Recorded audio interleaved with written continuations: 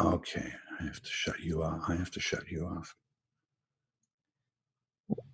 We are live on your YouTube channel. Hi, everybody. Welcome to Fabulous Friday. Blue Jays are home. Yes, that's right. Michael Landsberg is no longer the morning show co-host on TSN 1050. Canada defeated Brazil in women's soccer in a shootout. Canadian men have 0 medals at the Olympic Games. Right. The Toronto Maple Leafs have, I don't know, a pretty bare cupboard. I mean, I like what's on the first shelf, but after that, I don't know. How are you going to replace Zach Hyman? Raptors draft a guy that nobody expected them to. Booing, in fact, from people, Raptor fans. We wanted Jalen Suggs. Right, like Ed O'Bannon style. Like fucking Masai Ujiri doesn't know anything about basketball. Bobby Webster knows nothing about basketball, but you do. You trusted this guy to win a championship for you, and now you're pissed off because he took the guy who was 5th rated as opposed to 4th rated. You wanted Jalen Suggs. Give this guy a break. What's his name? I don't even know his name now. I forget too, actually. Florida State guy. That's right. He's a Florida State guy. We'll get his name later. Anyway, that's what we got on tap for you today, and other cool stuff. And don't forget our sponsors, manscaped.com. If you go there and you put in the promo code Hebsy, you get 20% off and free shipping. Awesome stuff. Really good gift. Not expensive stuff.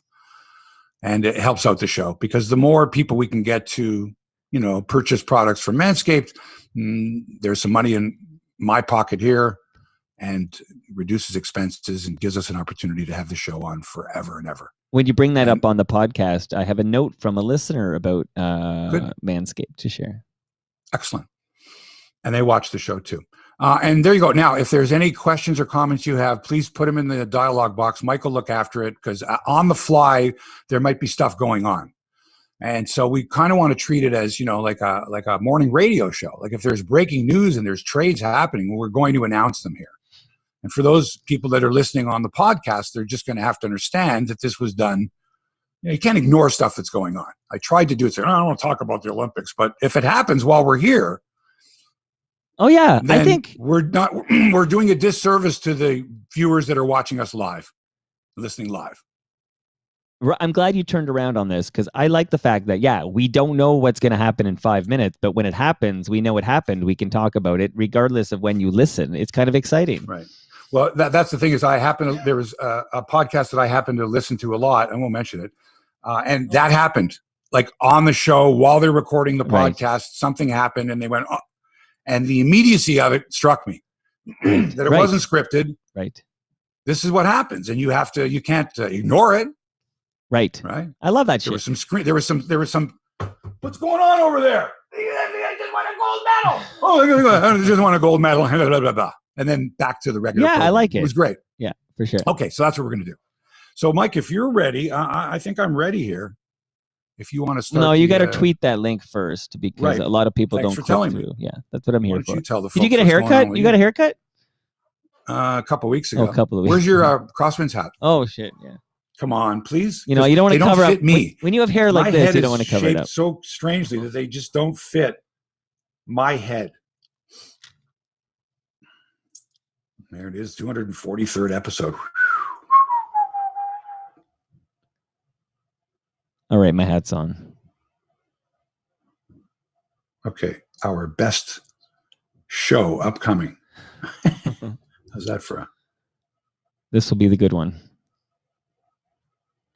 Oh, actually, here, give me oh, yeah, I'm ready when you are. Okay. Count me in. All right, Hebsy, I'm recording in 5, 4, 3. The following podcast is proudly sponsored by Crosswinds Golf and Country Club in Burlington. Not only is Crosswinds the finest public golf facility in the region, but it's also a place where you'll get million-dollar views of the Niagara Escarpment. That's right. Nestled between Rattlesnake Point and Mount Nemo, Crosswinds offers tremendous golf on a beautifully maintained course. And unlike other public courses, Crosswinds treats you as if you were a member of a private course. Just the other day, in fact, in the searing heat, one of the marshals came by with cold bottles of water for us. No charge. No charge. Where else are you going to get that kind of service at a public facility? Nowhere. Not even at a private club are they going to drive out in a cart with a chest full of ice cold water for you as you're polishing on the golf course in the heat. Never. But at Crosswinds, they do. That's the kind of service you're going to get. Go to crosswindsgolf.com, book your tee time online now, and don't forget to tell them that Hebsy sent you. Now, Mike, let's start the podcast. Live from Toronto, it's Hebsy on Sports, episode 243. Hi there, sports fans. Mark Hebsher here along with Toronto Mike on a day that will live in infamy. Oh, somebody already said that. There's so much going on in sports that my large head can't even handle it. My size 8.5 head, my pumpkin head, can't handle all that's going on. Trades every 15 seconds. Players moving to other places, people quitting, people getting fired, people getting hired, people getting elevated, people getting high. We'll try to cram everything into the show. We're going to give it a try. First up, of course, the Toronto BlueJays in the home opener. We're going to talk about that. Very exciting times. But with the trade deadline this afternoon, will they make more deals in order to keep up with the Yankees and their spending spree? Also, what's the deal with Jays tickets? I'm told from a lot of people, season ticket holders, there's a lack of information regarding COVID protocols, seating assignments, acquiring the actual tickets for the first 10-game homestand. It's a real mess. Plenty of tickets available if you want to go today. The NBA draft saw the Raptors pick fourth, but they did not select the player everybody thought they would take. They took Scotty Barnes. We'll get into that, plus the problems the Maple Leafs are facing now that Zach Hyman has flown the coop to Edmonton. I still can't believe it, but all right. Wow. Freddie Anderson gone, Zach Bogosian gone. Who knows what's going to happen with some other Leafs? Kerfoot, I don't know. Anyway, we'll talk about that. Are the Leafs getting better or are they getting worse? Or are they about the same? Mem shows. Will they make moves? We'll talk about that. Plenty of news from the Olympics, and we've got a pool going to see when the Canadian men will medal, if ever. The Jays back on the radio, sort of. Michael Landsberg gone from the TSN 1050 morning show. Wow. Is O-Dog taking over? The Montreal Canadiens should be ashamed of themselves, and so should all Habs fans. Simone Biles takes a step back, and plenty more to talk about. But first, here's Toronto Mike. Honestly, there's more sports in this show than we had, I think, in a 6-month period during the pandemic. Like, think about where we're at here. This is like a 4-hour show, I think. No, it's not that long. But, Mike, there was one point yesterday where 4 trades were consummated in 3 different sports within 15 minutes of each other. Right. It was like, the Yankees just picked up. Oh, the Yankees just did this.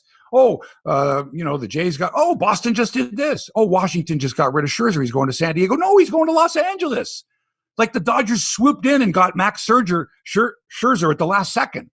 Wow. And Trey Turner as well. Like Washington in 2 days, got rid of half their team. Wow. Well, now this is a team, Washington. Remember this team.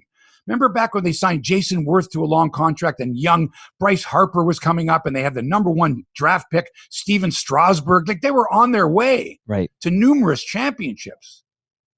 I mean, they did win one. Well, they got one. Yeah, they got one. Yeah, but I mean, they had such talent. They spent so much money and now it's like they're just dismantling the squad as fast as they can. Wow. Going to get into all that stuff. It's going to be great. Well, honestly, I'm like many of the listeners. I'm here to catch up on all this action. Like, I just can't wait to find out what's going on. I will share a note with you, though, because there's a listener. Every week she listens. Live Fumka. Not the biggest sports fan, but listens because she loves the way you talk about sports. And then it makes her, she can have conversations with other people. And, she knows what she's talking about because she listens to Hebsy on Sports. But she pointed something out. With Manscaped, we talk a lot about our balls.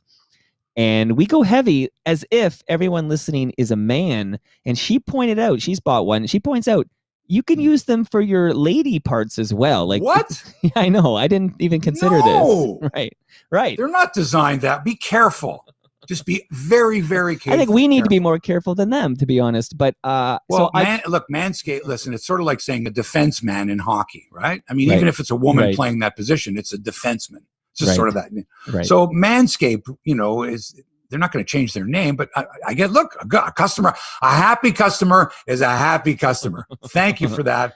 And there you go. And we do have sensitive enough, Manscaped, that even females can use it. Strong enough for a man, but made for a woman. I think that's what we're saying there. But I just want to point out that I've done some research. We actually have some female listeners as well, not just dudes. Oh, I know that.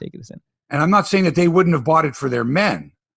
But interesting. They're kind of curious. They use it on themselves. Who did you buy this for? Did you buy this for your man, or did you want to try it out yourself? Okay, good. Now the promo code to save money and get free shipping is Hebsy, right? HEBSY.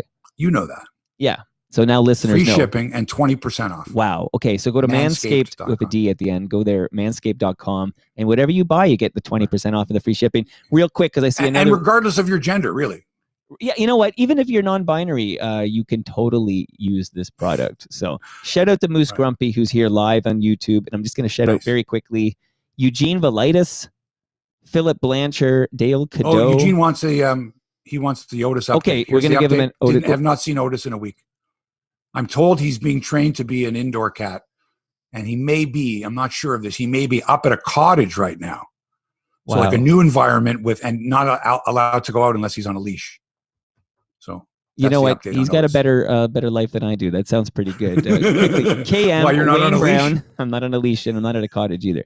Steve Green, I Sinclair Russell, Dr. Hockey.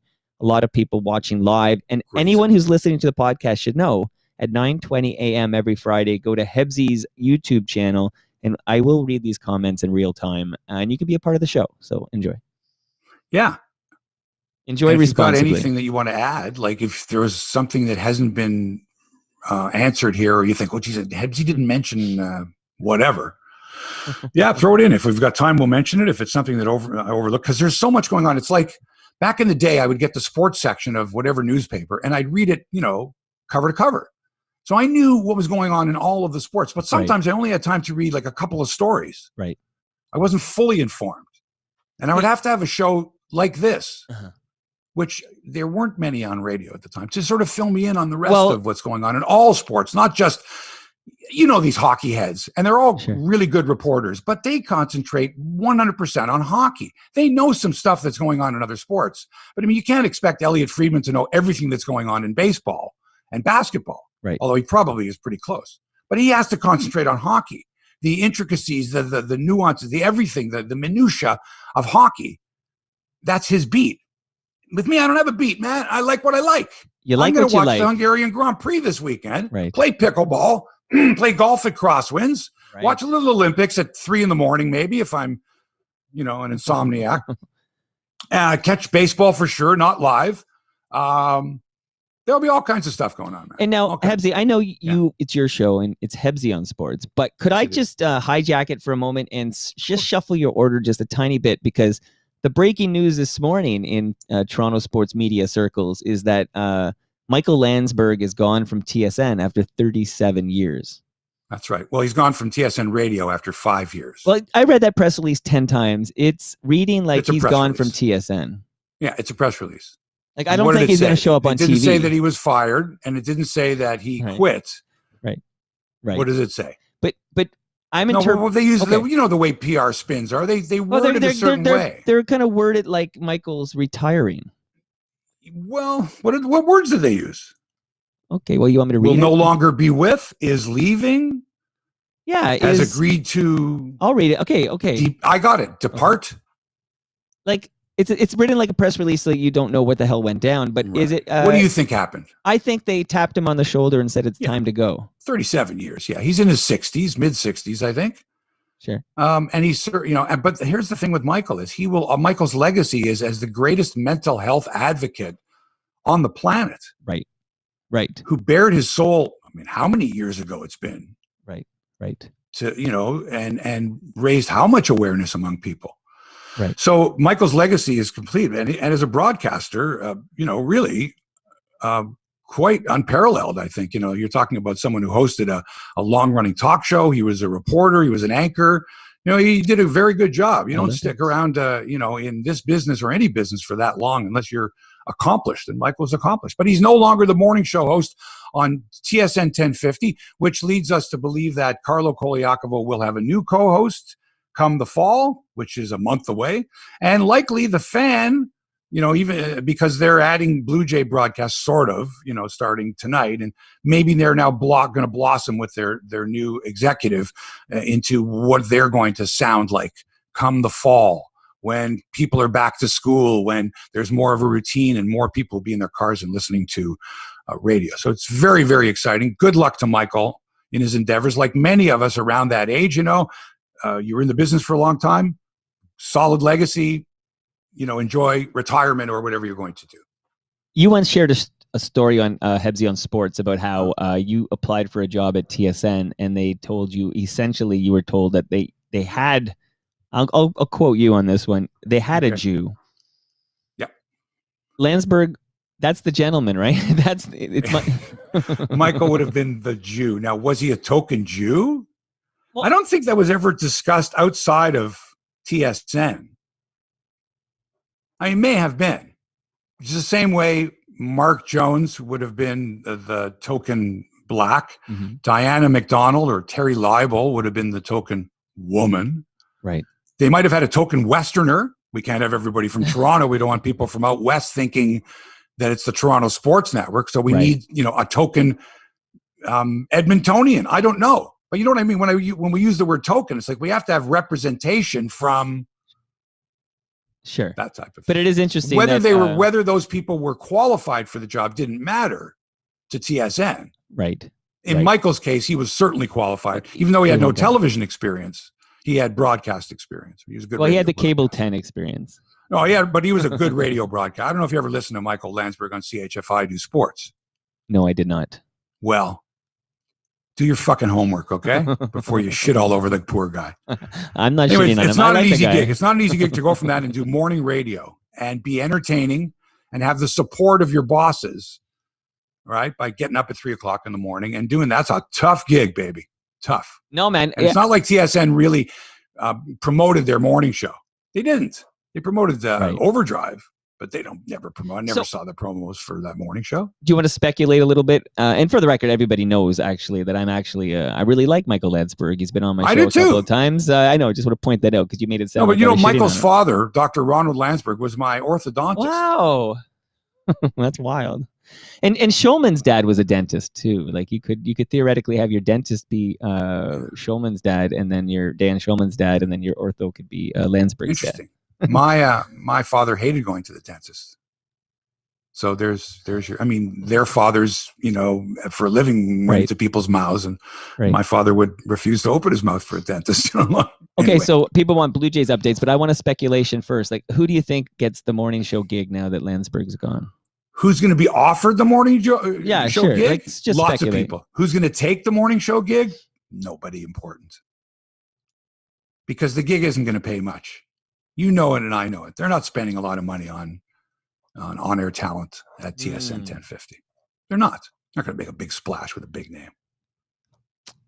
Okay, because Jeff O'Neill's a name you tossed out. I threw out Jeff O'Neill because he's part of the fold, and maybe they said to him, "Hey, O-Dog, you want to make $300,000 a year? Maybe does he have alimony payments to make, child support payments? I don't know, but hey, you want to make $300,000 a year?" And then you can go home and take a nap and do all your TSN TV stuff on the desk. Right. I don't know. I tuned. would listen. I would listen.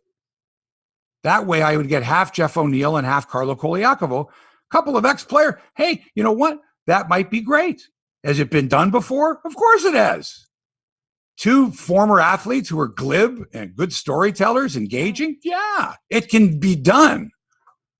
And O'Neill's been doing it for how many years? He's an accomplished broadcaster, and he's funny, and he's unpredictable. So if they have the dough, say and if they say it's not enough money, and he says I want to stick with my afternoon gig, with Hayes and Noodles, which is pretty good also, then good on him. Now Scott Mayo throws out an interesting name. Do you think there's any chance Andrew Walker returns to the market? Who? You know who. Well, I'll ask you the question. If you're a Toronto sports fan and you heard that they are hiring a guy who was here, but he was from somewhere else when he first moved here, and now he's moved to Vancouver, and now he's going to come back to Toronto. How into the Toronto sports scene is he? And, is he going to draw on, are people going to go, let's start listening because Andrew Walker's on the morning show? The answer is no. Okay. Now you can do your Blue Jays. And the Fan Morning Show, I don't even know. Anything going on at the Fan, except for the fact that Ben Wagner is going to be doing games by himself starting tonight. Home games from the actual booth with bubble gum, chicken wire, and 2 tomato cans. Yeah, but that's all we wanted, It's just going right? to be Ben Wagner doing the games. And on the road, he's not going on the road. Oh, he's not going on the road. He's going to do the games from a studio in Toronto off a monitor. Is he at the Dome? So, yeah, he'll be at the Dome for the home games. Okay, gotcha. And so will all the other broadcasters be at the Dome. All the TV crews were setting up. Okay, at least they kept their yesterday. word, right? Because we were wondering would they keep their word. They said it was just for the COVID thing. Yeah. And but that doesn't. Who knows what's going to happen next year? Right. I mean, Ben was under contract anyway. They had to pay him, so they may as well. As long as you're paying him, they may as well. At home, especially, the booth is set up. Flip the switch, right? The radio stations are still doing the game. It's not like, we're not broadcasting it. Instead of picking up the TV audio, They just flip the switch for the booth. It's going to be Ben by himself. Would TSN bring back Dan O'Toole to take that morning show gig at 10:50? Maybe. Dan O'Toole and Carlo Koliakovo? Maybe. What about a woman? I'm trying. Well, yeah, I mean, I'm What about a black woman? Oh, that would be perfect. Kayla Grey and Carlo Koliakovo. Black woman, former Leaf. I could see those two getting into battles for sure.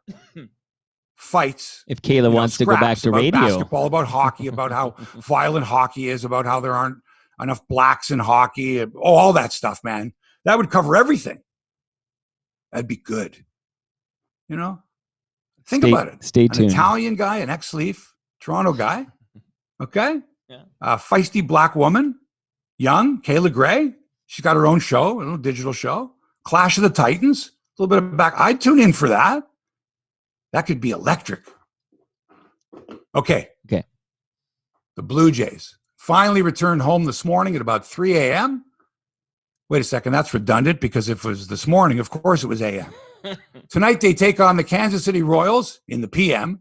in front of 15,000 fans or less. Right. On what will end up being their unofficial opening day. Here's the problem.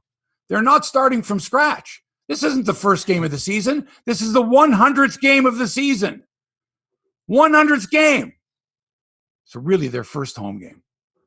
And it doesn't give them a lot of time to settle into their new digs. They got to start winning now. And while they were blasting Boston 13-1 last night at Fenway, the New York Yankees were making deals right under their nose. The day before, they acquired lefty slugger Joey Gallo from Texas to play the outfield. Let's see here. Stanton, Judge, and Gallo in the outfield. Wow. Pretty good. And yesterday, they dropped another bombshell by acquiring left-handed hitting first baseman Anthony Rizzo from the Cubs. All these Meanwhile, Italians. the Blue Jays were caught with a finger up their ass. Or in this case, it was a hand. Oh, that's right. Reliever Brad Hand, acquired from Washington for minor league catcher Riley Adams. Now, when you heard that deal, did you go, all right, we got it in the bag. We're going to the playoffs, baby. Now that we got Brad Hand and Jordan Romano at the other end of the bullpen, we're there. We're in. We can make up 4.5 games in the wild card. No problem. What are you kidding me? You fucking nuts. Now, Hand's a good pitcher. Has been for a number of years. Veteran left-hander. He's going to work well with Romano. Yeah, blah, blah, blah. But the Jays need more help than that. Look at the Yankees make 2 blockbuster deals. The Jays get Hand from a team, Washington, that's giving people away. They're giving their players away. Washington, they gave up half their freaking squad in the last 2 days. Scherzer's gone. Turner's, they all about that. Schwarber's gone. Get out of here. They're gone, man. Here, take Brad Hand. Take him off our hands. We'll take Riley Adams, all right, who wasn't going to make the Jays anyway. So the Yankees, the Rays, the Red Sox are all better than the Jays right now. They've improved, all of them. And they're the ones the Jays are going to have to try to keep up with. Well, at least the Yankees, they have to overtake the Yankees if they want to get in the postseason. And, I understand that they were all in on Joey Gallo the other day. All in. They were one of the 3 finalists. In fact, a lot of folks thought the Jays had the best deal on the table. Yankees swooped in, got Gallo. So to lose Gallo to the Yankees, the team you're chasing, is just unforgivable. You have to. You're going for it. You're in deep now. Like you're all in. Ross Atkins, you've pushed all in this year. You got a big mountain to climb, baby. And I'll tell you why. You got 2 quality starters. You got Ryu, who's locked up for another couple of years after this. You got Robbie Ray, who's a free agent at the end of this year. He'll fly the coop. He'll get $15 million a year. After that, they're awfully thin. Steven Matz looked great in April. Look, we're coming up in August. Ross Stripling, tonight's starter, chicken strips. I don't know what I'm going to get with this guy. But I can tell you this, neither of these guys usually can go more than 5 innings, if. And this is a 9-inning game we're talking about for the most part. And, can you depend on Alek Manoah or Thomas Hatch as your 5th starter, 4th starter, whatever? No, you really can't. These other teams have better starting pitching and better bullpens. We got to have our starters go deep. We can't have our guys throwing 90 pitches in the 4th inning. You can't have that. And you know what? Right off the bat, because today's going to be a weird day, they're going to have a 1-hour ceremony before the game. The players, a lot of guys have never seen Toronto before, got in at 3:00 in the morning. Where are they staying? Are they all staying at a hotel? Do they have accommodations for them all? They moved into their homes? No. And now they got to play. They got to go through a whole thing tonight with media and everything like that. And then they got to play a game, and then another one tomorrow, and then another one on Sunday against the Royals, and then 4 against Cleveland, and then 3 against the Red Sox. Then they go on the road again. Hebsy, man. On Twitter, of all places, I just checked. This guy's lucky I checked. Normally, I just look at the YouTube comments. But Craig M. says, remind Hebsy, the Yankees lost to the Rays 14-0 yesterday. They're not that good. That's from Craig M. Well, it's like saying Boston's not that good because they lost to the Jays 13-1, right. And a few weeks ago they Small lost to the sample Jays size. 18-4, 18-4, and 13-1. Think about run differential and how important it is, and take a look at some of the games the Jays have played over the recent past. And yesterday's game is a great example. I mean, the games they're losing by a run, by 2 runs. The games they're winning, they're absolutely throttling the other team. I mean, killing them. But Paul Hawkyard, who is on the YouTube channel, does make an interesting point. He goes, should we sell our future for a chance this year like Alex did? And what would Gallo bring? Hitting in this lineup is not the problem. No, but you like to have a left-handed bat. I mean, as much as you'd like to think that this lineup is so powerful that they can take on any pitching staff, they can be neutralized by a right-handed flamethrower in the late innings, of which many teams have. You're not going to get 3rd time through the order. In a lot of cases, you're going to get the 4th time, you're going to get that fireballer. And, a 99-mile-an-hour fastball in the 8th or 9th inning is different from a different delivery point from a pitcher you haven't seen. And now he's throwing heat. He's going to go all out for the 15 or 20 pitches he's going to throw that inning. Totally different. Did you consider need to have a left-handed bat besides Craig Biggio and Reese McGuire? Did you consider going to the game tonight? Not at all. Never. Okay. Not at all. I according to my sources, first of all, it's not even a sellout. I mean, all the tickets have been sold, but a lot of season ticket holders who had first crack or whatever have immediately put their tickets up on the secondary market. You go to Ticketmaster, you can get tickets, baby. You can get tickets for $64. I mean, remember, they're only selling in the lower bowl.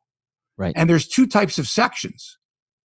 There's the fully vaccinated section, of which 2/3 of the seats will be, which means you're sitting right next to somebody else that's fully vaccinated, even though everyone's got to wear a mask, except when you're eating or drinking.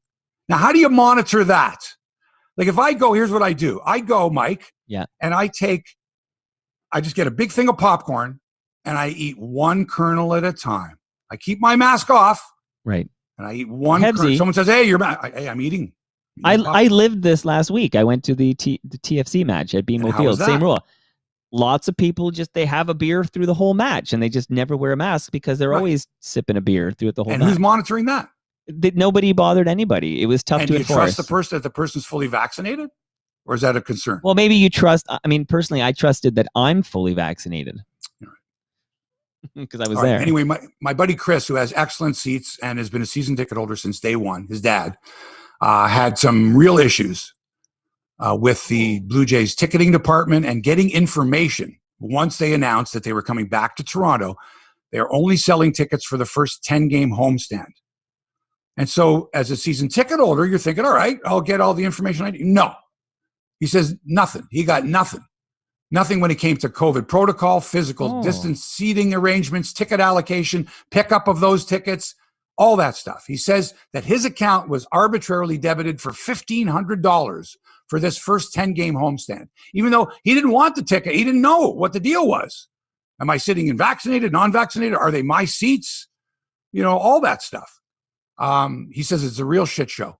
Okay, but he's a season ticket holder, right? He's a season ticket holder since day one. He did not get enough information to make him feel comfortable to purchase these tickets and go to the games. And many others agreed because there's tons of tickets available. Go right now. Tons. Now I'm thinking I might go tonight to the game. No, $64. Section 130C. I was looking at him earlier. Hit me up if you want to go with me. No, I'm not going. You just be careful, Mike, when you go. Well, it's outdoors. Just be careful. It's outdoors. So anyway, a lot of questions, a lot of issues. I mean, I'm sure all the seats will be occupied because there will be people, Mike, like you and others that, you mean I can get tickets? And depending on how much you want to spend. But anyway, there's issues there. The organization, wants you to pat them on the back. Thanks for getting us back to Toronto. And the organization wants you to go, thanks, thanks for putting radio games back, a dedicated radio broadcast. Like the Jays are like the saviors. They're saving the sports fans of Toronto. When in fact, they're sticking it to us worse, especially your loyal season ticket holders. And they're like the arsonists. You can't debit someone's account $1,500. You can't do it. You can't threaten them by saying, well, if you don't grab tickets, then we can't guarantee your season tickets for 2022. You can't fucking hold them hostage like that. That's bullshit. Anyway, tonight, big pregame ceremony, about an hour or so. I'm sure the players are going to love that.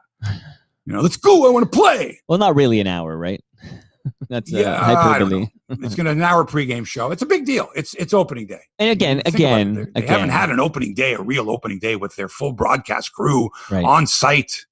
Fans actually in the stands, all that. It's going to be. I think it's going to be wild. Very exciting. And again, the comfort level for most of us, including myself, is completely different when something's indoors versus outdoors. I have absolute no problem doing stuff outdoors. And this game, as long as the dome is open, I think I would feel perfectly fine. Well, that's the thing, is it has to be. So what happens if it starts raining? If they close the dome, does Toronto Health come running in going, that's it? If they close the dome, I think a lot of people will have that look of concern, like, oh, I don't know if I'm comfortable with this. Even myself, I don't know if I'm comfortable with 15,000 people indoor.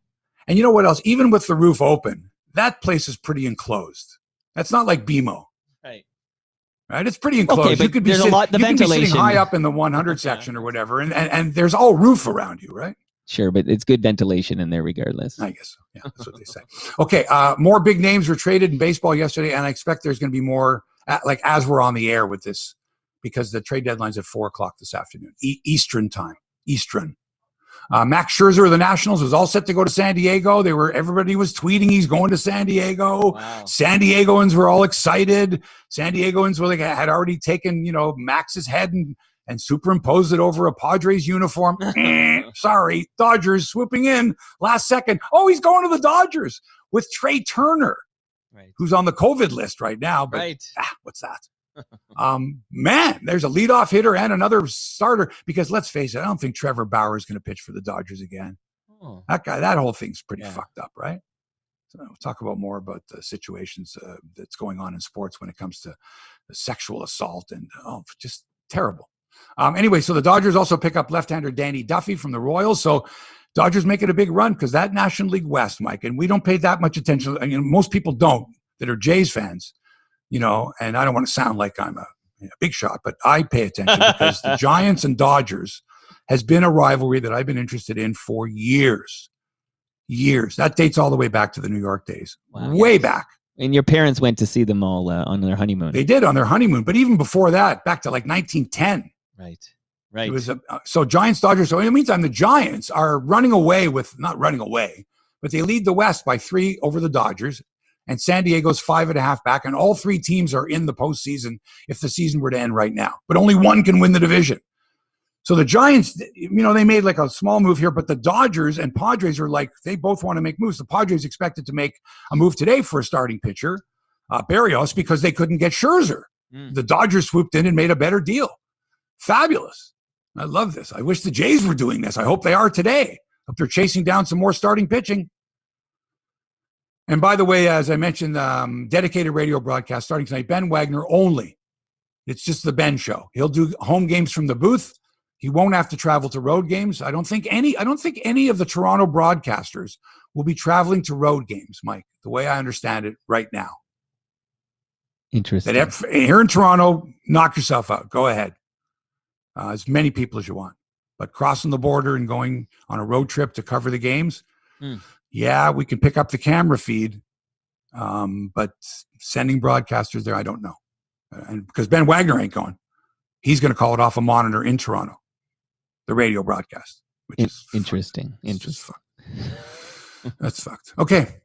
Huge story at the NBA draft. The Toronto Raptors did not take guard Jalen Suggs from Gonzaga as the fourth pick, but rather a small forward or big guard forward, Scotty Barnes. I love the name already. Scotty Barnes, a super sub from Florida State, the ACC Rookie of the Year.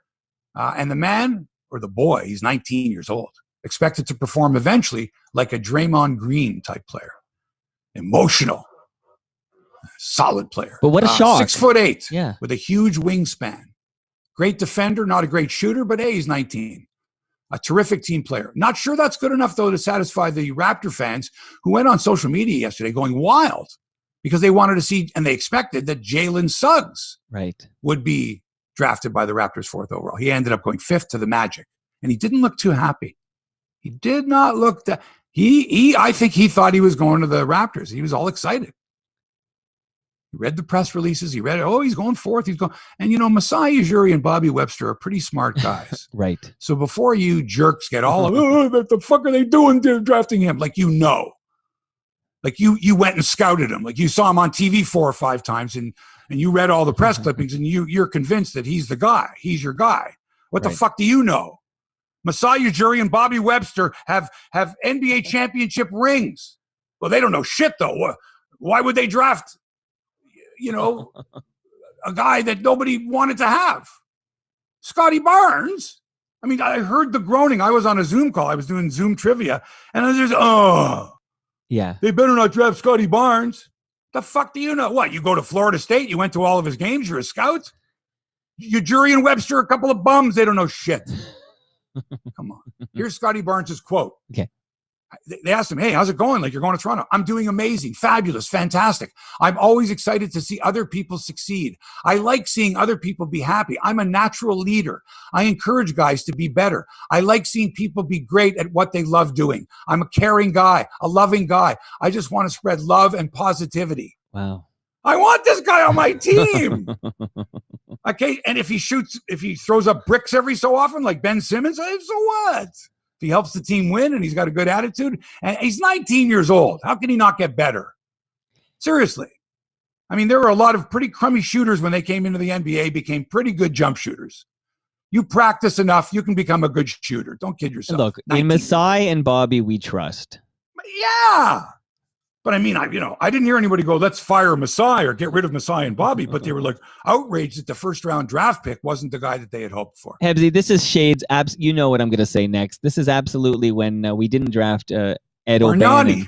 No, Ed O'Bannon. Like that first, yeah, because it's true. Remember that was in Toronto. They booed like crazy. We want Ed O'Bannon because he was the UCLA star or whatever. Yeah, because he was from UCLA. And Suggs hit that buzzer beater at the March Madness. So he's like saw him play in a couple of national championships. Sure.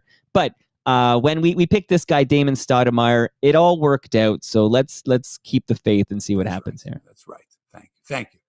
By the way, according to reports from The Athletic and ESPN's Adrian Wojnarowski last night, and they came true today, the Los Angeles Lakers acquired Russell Westbrook, who's now played for 1, 2, 3, 4, 5, 6, how many teams in how many years? Right. From the Wizards in exchange for Kyle Kuzma, Montrezl Harrell, Kentavious Caldwell-Pope, and the number 22 pick in the draft last night. Wow. That is a handful, baby, for one guy, Russell Westbrook on the Lakers. Is there enough ball there for Westbrook and for LeBron and AD? And oh my God. Well, there was enough ball in Miami, right? So we'll see here. That's a fascinating move. Mike, last week I went on about Zach Hyman and how, maybe he would stay. And I was so wrong. Yeah, I know. I mean, I've actually thought that the Leafs were going to make an offer to Zach Hyman. I actually believe that the Leafs thought highly enough of Zach Hyman that they would make some kind of an offer to him. But obviously Hyman knew that they weren't going to come anywhere close to, not like they wouldn't embarrass themselves by making Zach Hyman a lowball offer. So they said basically, you got permission to talk to other teams. And here I am thinking, they'll be fine. They'll hear what he has to say. And then they'll come back and they'll say, okay, before you do anything, Zach, here's the offer. But not even. No. Not even. So once Hyman knew this, all right, how badly did he want to get out of Toronto? Mm-hmm. How badly, when he found out that the Leafs had given him permission to talk to other teams, you know how badly? He didn't wait for the Oilers to call him. He spent his own money, paid his own way to go to Edmonton so he could check out the city and the neighborhoods he might want to live in and the schools that his kid might go to. Okay, but on his own dime. Right. And I guess he liked what he saw because he came back. There was no sign and trade. The Leafs did not make any kind of an offer at all. They basically said, good luck to you. We can't afford you. Nice knowing you. See you around. Yeah, you were very wrong on Nothing this. for him. 7 years, $38.5 million to play with Connor McDavid and Leon Draisaitl, and not receiving any offer from the cash-strapped Maple Leafs, who acquired a bunch of players, in the last few days. The biggest name of which, goaltender Peter Mrazek, $3.8 million cap hit. Oh, it would have been $3.8 million to re-sign Nick Foligno, so he's not coming back. Zach Bogosian's not coming back. Freddie Anderson basically swapped for Mrazek, who's got a 3-year deal to share the goaltending duties with Jack Campbell. I know you're excited about that. You've got your big four. You got Matthews and Marner and Tavares and Nylander that take up all that money. You got Kerfoot, maybe. I don't know how long he's going to be. Mikheyev. You got Riley and Brody and Muzzin and Sandin on the blue line. And that's it. Now you got David Kampf, Michael Bunting, Curtis Gabriel, Mike Amadio, Alex Biega, Carl Dahlstrom, and you just traded for the rights to defenseman Brendan Mennel, and you've confirmed that Josh Hosang is going to be in camp on a professional tryout. Wow. And Kyle Dubas, who's got about 8 cents left in his pocket, says he's open to adding more players in free agency. Good luck. Man, your big four had better be spectacular this year. I don't know what to say. It better be solid as a rock of Gibraltar. You cannot replace Zach Hyman. Hebsy, this is a Wayne team. Simmons is going to take that role? No. This is a team that could not get out of the first round, even though they were playing the Montreal Canadiens. I thought, Leafs in 4, maybe Leafs in 5. Again, I was as wrong about that as you were about Zach Hyman going to Edmonton here. So this is what I don't like. This team is going to be worse next year than it was this year. Am I right or wrong? Way. It looks like it, doesn't it? Yeah. Because now next year they're back in their normal division. They're not in the Canadian division. Hello, Boston. Hello, Tampa. Hello, Montreal. They still got Carey Price. Although that organization, I would be ashamed and embarrassed to be a Montreal Canadiens supporter until they do something drastic, like fire all these guys, get rid of every one of them, and say, we'll never make that mistake again. We'll never do that to you. We'll never tarnish and sully the legacy, the history of the Montreal Canadiens. I mean, that was the most stupid, tone-deaf. I can't think of the words to describe how I would feel if I was a Montreal Canadiens supporter. I know how I feel. I don't even support them. They're not even my team, but a revered organization. Unbelievable. They're all rolling over in their graves because of their stupid decision to draft a player who did not want to be drafted. Number one, don't draft me. Right. Because I'm a jerk. I'm an asshole, an abuser of women, a liar. I don't deserve this. These guys going through his own private hell, blacklisted. So don't draft me. And The other thing was he wasn't expected to be drafted in the second round anyway, and they drafted him in the first round after he said, don't draft me because I'm a prick. All this after a feel-good postseason, which saw them reach the Cup final, the love, the affection, the reputation, solid. The Montreal Canadiens, now sullied beyond repair because of the drafting of Logan Mailloux. Is that a name? Mailloux. Maillous. Mailloux. I think that's right. Logan Mailloux. London Knights. Loaned to a team in Sweden, I guess, because the OHL didn't have a season last year. What does this guy do? Oh, he's playing hockey in Sweden. He's a big shot. He's having sex with a woman. It's consensual sex. What wasn't consensual was his taking the pictures of them having sex and then posting them without her consent.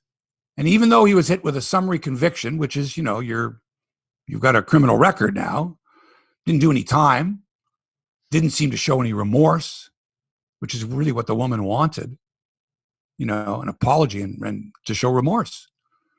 So hearing of this, most teams just took him off their draft list. And the kid himself said, I don't want to be drafted. He's trying to figure this out for himself. Right. So he was projected as a second round pick and the Habs drafted him in the first round. Why? Well, I never got an answer. Why? Because he was the best player available? He wasn't the best player available. Because he said, don't draft me? Oh, we're going to draft you. Who did that? Didn't the Quebec Nordique do that with Eric Lindros? Don't draft me. Oh, we'll draft you. Yeah, very different. We'll just trade your ass. Yeah, they had an asset. Yeah, that's right. Oh, boy, did they ever. That's different. So he didn't want to be drafted. Montreal drafted him. What were they trying to prove? What was Marc Bergevin, the man in the red suit? What was he trying to prove? Especially with all this going on. Did they not ask Marc Bergevin about the Chicago Blackhawks sexual assault scandal? Was he not part of the Blackhawks organization, an assistant coach, something like that, back in 2010 or so when these allegations took place with the video coach? With all this going on, and what about domestic abuser Tony DeAngelo? And he's just signed by Carolina. All this going on in the National Hockey League and in sports in general. How can you be so tone deaf? Did you not take the pulse of the public? The disgust, the disdain that people have for this particular hockey player, this sexual abuser, right? How could you? Did he not discuss this with his wife? Honey, do you think that people would be upset if I took this kid? She's going to go, fucking, are you nuts? You stay away from this guy. He doesn't even want to be drafted. He doesn't want to be thrown into the boiling hot pot. Can you imagine? Montreal drafts him, says, too bad, he's coming. We're drafting him. And he comes to Montreal. What do you think the questions are going to be about?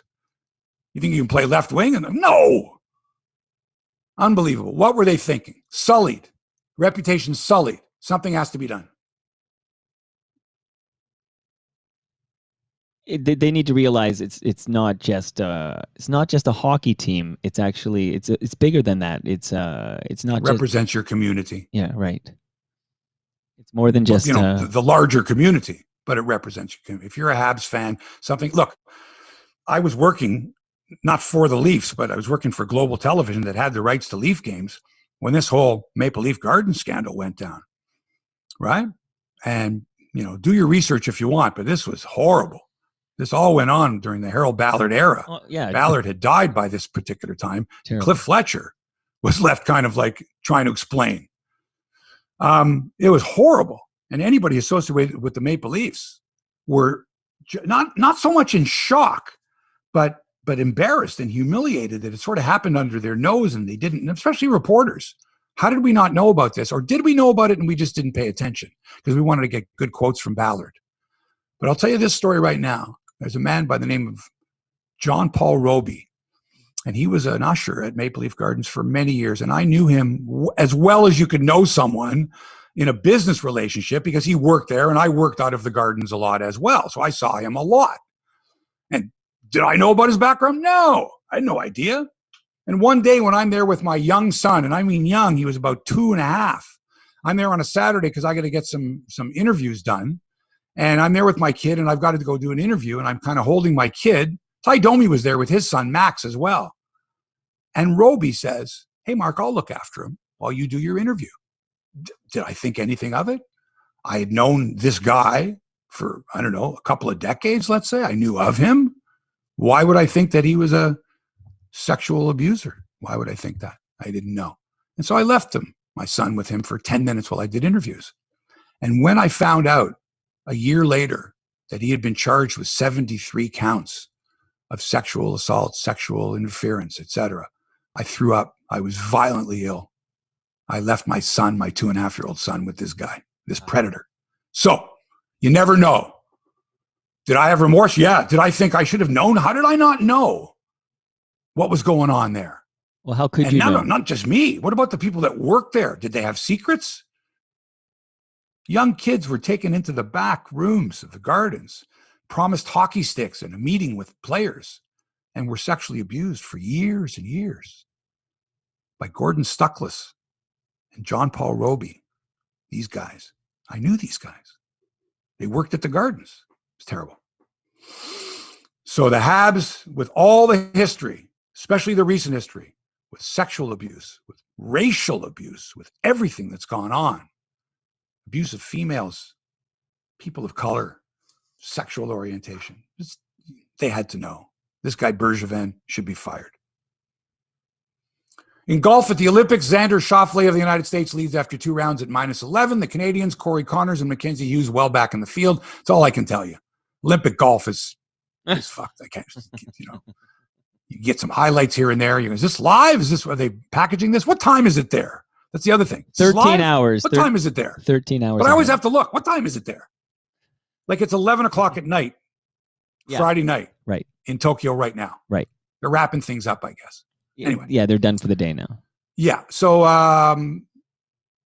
no PGA Tour event this week that I can find anyway because of the Olympics, I guess. Everybody gets a break. So it gives me a good chance to tell you about Crosswinds Golf and Country Club in Burlington. I'm playing there tomorrow, and I'm playing there again on Holiday Monday, Simcoe Day. The other day, I made a fabulous birdie on the par 5 15th. Let me tell you about this, Mike, because it's rare that I make a birdie. Beautiful drive down the right side of the 15th fairway, just missing the bunker on the right. Forward to within about 90 yards of the green. Elevated with trouble everywhere, big bunkers on the left, and a huge pond on the right. You cannot miss to the right here. And the pin is at the very back, in the middle, right on a hump. Probably the toughest green on the course to putt. I hit a wedge to about 20 feet, and I sink the putt for a birdie. Woo! And win the match. Win the Masters. Wow, you won. There's no better feeling. So get out to Crosswinds Golf and Country Club and play it. Oh, you'll love it, man. The 5th hole, phenomenal. The island green, it's beautiful. 6th, toughest hole on the golf course. 8's a beautiful par 3. 9, I'm trying to get them to put a new tee pad in on 9. 9's a tough, good carry over the pond on 9. Right. I could go on, but you should go out there. Go play Crosswinds. You'll love it. Crosswindsgolf.com. Tell them Hebsy sent you. So you've been watching the Olympics, Mike? Oh, like a madman all over it. So what? Every time of day? No, I'll tell you because it's on my all day, wife and I right? have this routine. Well, I don't watch too much of it in rerun, to be honest. So I start watching around, 9 p.m. Okay, I'll see what's going on 9 live. 9 p.m. is 10 a.m. the next day. Right. Like I'll see if there's anything going on live. Like I watched the triathlon before that and some certain events I watched before that. But then I like, so lately we've been in the pool, right? A lot of rowing and a lot of pool stuff. So I'll make sure I know because I go to the CBC Olympics page and they'll say, okay, at 9:59, Penny Oleksiak is swimming in the final of the 100-meter freestyle, whatever. And that's appointment viewing. I watch everything I can live. Okay. And then I'll do that till like 11:30 p.m. and then I'll shut it down and go to sleep. Then I'll wake up and right away I'll go see what did I miss? Did we win medals while I was sleeping? And then I start again live. I watched a 10,000 meter race this morning live on the track. 10,000 kilometers would be some race. 10,000 meters. I always wonder why not just call it a 10K, but no, it's a 10,000 meter race. I watched that this morning. So I gotta admit, like I've always since 84, I've been kind of nuts for the Olympics, and I'm watching everything I can live. Right. Yeah. Not me. I mean, this morning I got up and I watched Canada beat Brazil on penalty kicks in women's soccer. Very exciting. There you go. Yeah. Very, very exciting. But but what happened is I'm watching stuff and I'm going, have I seen this already? Did I see this last night? Is this like, you know what I mean? Like the And gymnastics. then I'll be watching you. Oh, this was last night. Sure. Or was it yesterday afternoon? Oh, I forget when I first saw it, right? Sure. And on my Twitter feed, I keep seeing the final inning of the women's softball game from 3 days ago against Mexico. Sponsored tweet. I don't know if they played another game. So anyway, I get a bit confused, but I get confused anyway on things normally. Forget about an Olympic year. I would be confused anyway. It's the summertime. Yeah. I do know this, that Canada is going to play, and I don't even know if someone can tell me, the winner of the U.S.-Netherlands match on Tuesday. So anybody know if that match over? Is it going to be Canada-U.S. in the semifinals? Because that would be awesome. Okay. While you talk, I'll go search it up. Yeah, let's see if that's the case. So yeah, I'm a proud Canadian. Look, I am a proud Canadian, but I have to tell you this. It seems to me that the women are kind of rubbing it in to the men. How so? I'm not talking rubbing it in on the field, or women Olympians saying, to the male Olympians in Canada, come on, get your act together. I'm talking about on social media, where a lot of women seem to really be like proud of the fact that women are winning all the medals. Sure. And men are winning none. Right. A little dig maybe at the males that for years I get it, for years have been, in those positions of authority. I get that. But it's sort of like, all those years. And something that I just, like, some people are really like, oh, where are the men? Girl power. That's great. But you don't have to put down the male of the species at the same time. We can what is take it with you men? It's like when I watch commercials on television. Yeah. It's the woman is never the dumb one. No. It's the man. The husband is the dumb. That's always. An old sitcom trope, right? Like Homer Simpson and all that's that. all that. Right? So now it's sort of like, and listen, believe me if I tell you, folks, I'm Canadian. I cheer just as loudly for Penny Oleksiak or any woman that I do any man. Right. Any transgender, it doesn't matter. If they're Canadian, I'm in tears. I'm rooting for them. Right. But I sort of get the feeling that some Canadian supporters, women, are like not unhappy that the men are losing. Let's put it that way. Well, Hebsy, they're man, not upset that the men aren't getting any medals. I'm not saying they're taking pride in it, God forbid, but they're not super upset that the men aren't winning medals. That's all I'm going to say. You think that they're rooting against Canadian men? They're not rooting against them, but they're certainly rooting harder for Canadian women than Canadian men. They're rooting harder for Canadian women than Canadian men. I think that's a fair statement. It's 11-0, right? This is not like it's 5-2 or whatever. It's 11-0 in terms of the woman versus man medals. Yeah. That there's many events still to take place. Of course. Track and field, for example. Not that we've got. Oh, no. But Andre DeGrasse has opportunity to win like 3 medals. He's the way the schedule, you know what it's like? It's like a baseball team getting off to a great start. The schedule is easy. They run out to a great start. And then in August and September, they run into the tough teams. Anyway, in this particular case, it's been great. Our women have done fantastic. I just sort of get a little tinge of like to just to back off a little bit. Let's root for Canadians. Let's not give the impression that you're thrilled that the Canadian women are doing well, and you don't really care that much that the Canadian men don't have a medal. That's all. Very interesting take there. I wonder what that says about you there. But I will tell you, Canada's playing USA, but it's not a good time for us because it's going to be 4 a.m. A 4 a.m. match, the semifinal. That's only the semifinal anyway. Yeah, if it was a gold medal match, I would watch. And just one more thing that I mentioned, that 10,000 meter race I watched this morning. Very good. This Ugandan went out really hard at the beginning. I'm like, this guy's nuts. He went out so fast and he didn't even finish the race. It was such a terrible strategy. But I will just say, he was a rabbit. Is that what he was? Because he was sure. Because he was in the 10,000 meters, there must have been more than one Ugandan in the race. There was, yeah, but he was 60 meters up. He wasn't just like I got it. Okay, so he's a rabbit.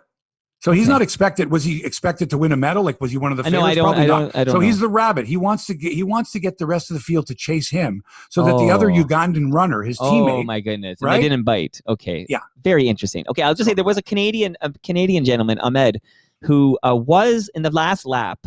He was in contention, lead. He didn't have the same kick as the Ethiopians and the Ugandans, but he did not medal. I think he finished 6th or something. But it was pretty exciting that we had a dude in medal contention that late in the race. So that's all. Nice. Anyway, it's all fun. Now, did you see the best new event in track and field?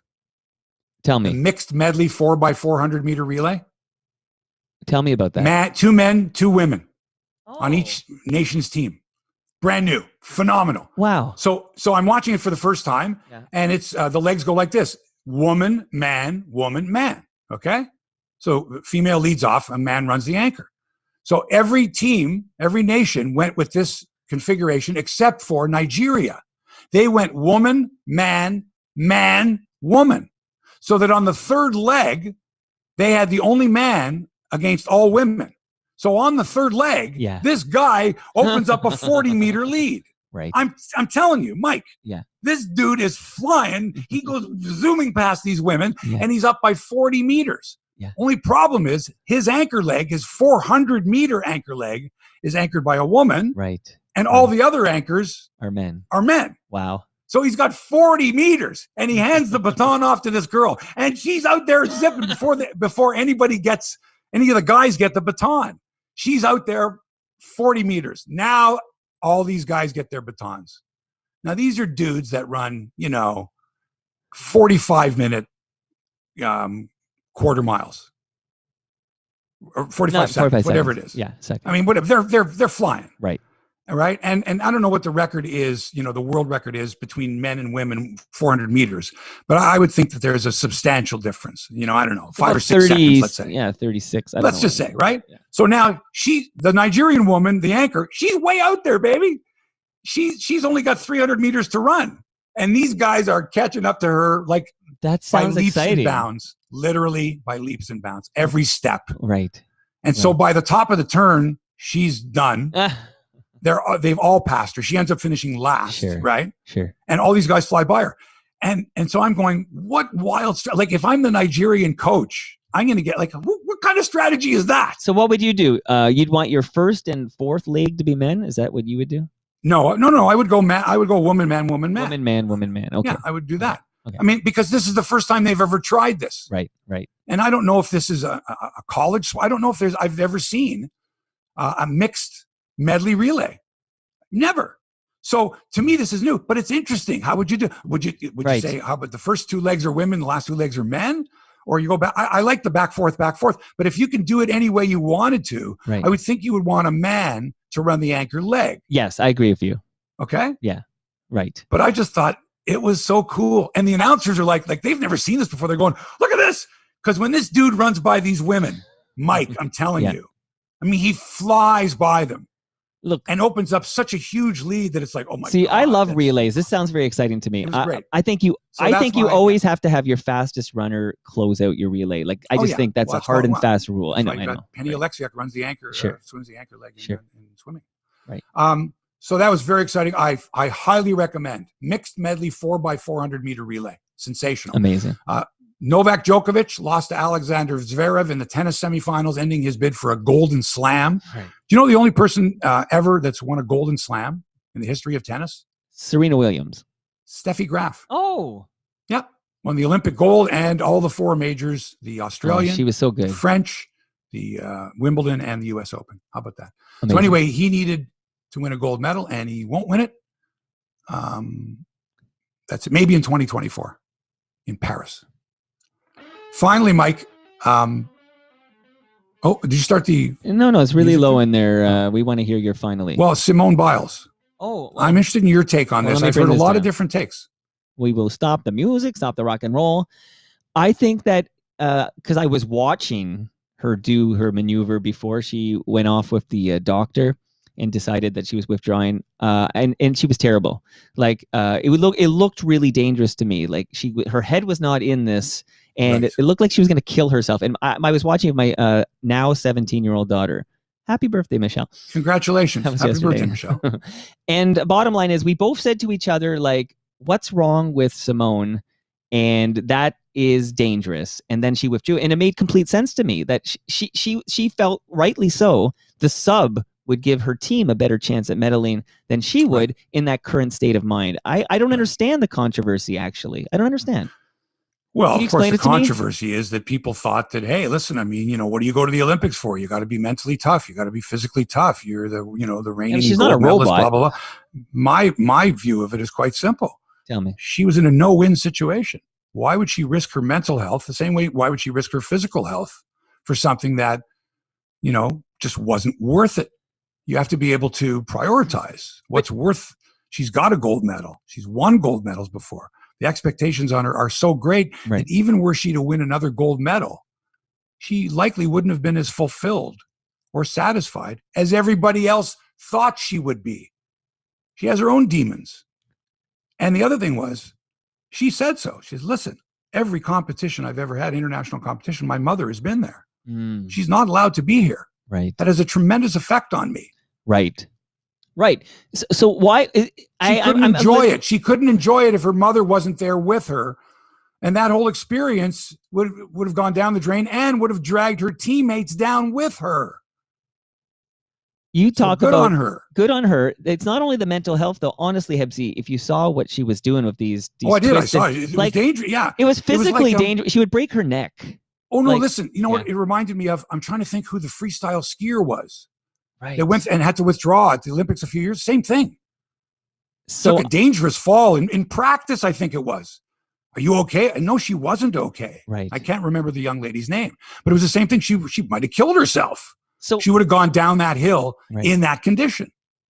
So this outrage, and I know some people are sadly, it's all knee jerk. It's knee jerk. But some people, for some reason, whenever there's a controversy like this, race enters the fold, and I always wonder, like, what does that have to do with anything except that? Oh, I didn't even think of that. Yeah, this happened with I'm not a person of color, so right. But this happened with the Euro Cup final too, because the three gentlemen who missed the penalty shots for England happened to be people of color, and then suddenly race is in the mix. And I'm sitting here. Go ahead. What about this Olympic? I'm trying to think, from Algeria, the Olympic weightlifter, fencer, boxer, wrestler that refused to disqualified himself. He refused to wrestle an Israeli. Second time it's happened. This guy. The Algerian Sports Federation pulled him. Yeah, it just happened. Like this week. He says, I'm not fighting an Israeli. So fucked up, Hebsy. So fucked up. So fucked up. Unbelievable. Okay, that is it. Episode 243 of Hebsy on Sports. Thanks for listening. Hope you enjoyed the show. Thanks to Toronto Mike for production and inspiration. Hit him up at Toronto Mike. Did 3 big shows this week, right? Who'd you have? Mike Epple.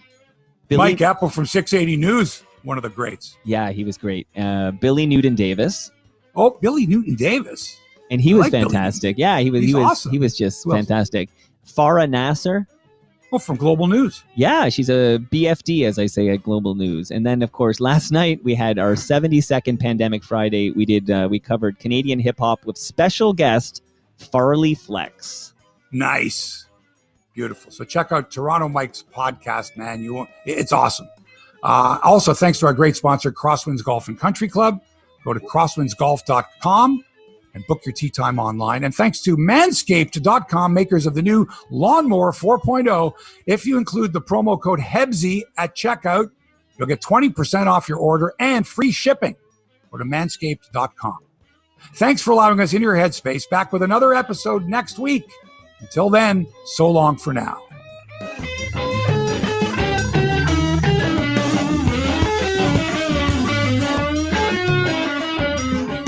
This podcast has been produced by TMDS and accelerated by Roam Phone. Roam Phone brings you the most reliable virtual phone service to run your business and protect your home number from unwanted calls. Visit roamphone.ca to get started.